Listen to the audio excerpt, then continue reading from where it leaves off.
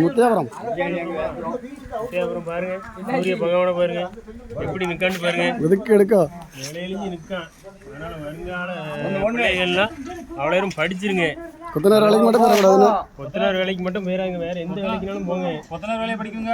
கொத்தனார் வேலையா ஏற்கனவே கொத்தனார் வேலை படிச்சுட்டு தானே நாங்கள் செத்துட்டு இருக்கோம். இதுலேருந்து இப்போ குதிக்கலான்னு இருக்கேன். வேண்டாம் வேண்டாம் கூச்சிடாது கொடுமையான வேலையா இருக்கு.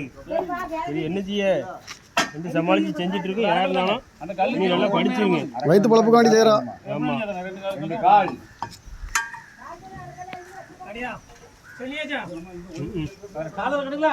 கரெக்டாக சொல்றியா? எல்லாரும் படிங்க. எல்லாரும் படிச்சு படிக்கிறது பிரச்சனை இல்லை. நல்ல மனசுல படிங்க. கெட்ட மனசுனா அதிகமா இருக்கானா நல்ல மனசுல படிங்க.